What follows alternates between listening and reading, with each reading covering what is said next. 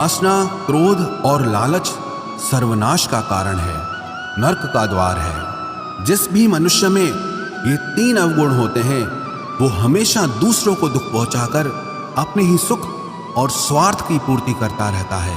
किसी भी चीज की हद से ज्यादा वासना करना और क्रोधी स्वभाव होना और मन में लालच होना उसके जीवन के सुख को समाप्त कर देते हैं, उसके सारे रिश्तों में जहर भर देते हैं।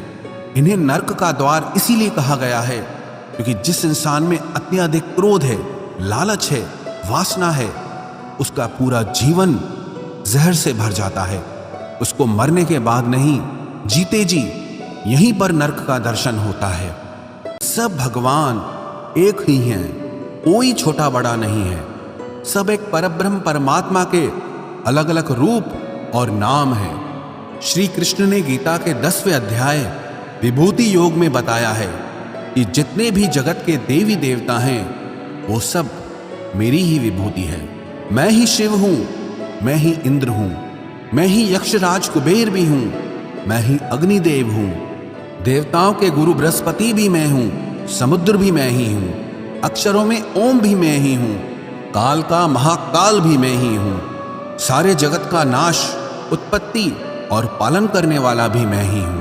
श्री कृष्ण ने अर्जुन से कहा कि मेरी विभूतियों का कोई अंत नहीं है, इसलिए सब भगवान, सब नाम, सब देवता मेरे ही रूप हैं। इसीलिए तो किसी भी देव या ईश्वर में कभी भेद बुद्धि मत करना, कभी किसी को छोटा बड़ा मत समझना। और गीता का उपदेश हमें यह सिखाता है कभी भी किसी दूसरे के इष्ट को छोटा नहीं समझना चाहिए या इस बात पर झगड़े फसाद नहीं करने चाहिए कि कौन बड़ा है और कौन छोटा है।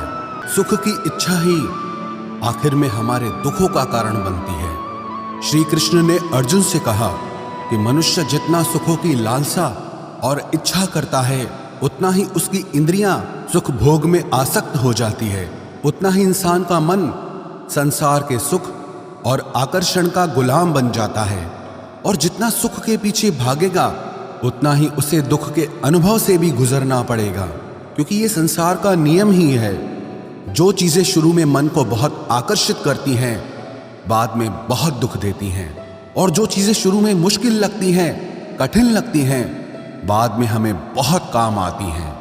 जो भी मनुष्य दुनिया के सारे सहारे छोड़कर सिर्फ भगवान को ही अपना सहारा मान लेता है, उसकी हर जरूरत वो ईश्वर पूरी करता है। उसकी हर प्रकार से रक्षा वो परमात्मा ही करता है। शांति और सुकून बाहर की चीज नहीं है, अपने भीतर की चीज है। इसीलिए जब तक कोई व्यक्ति अपने मन और विचारों को कंट्रोल नहीं करता तब तक उसके जीवन में सुकून और शांति नहीं आती। और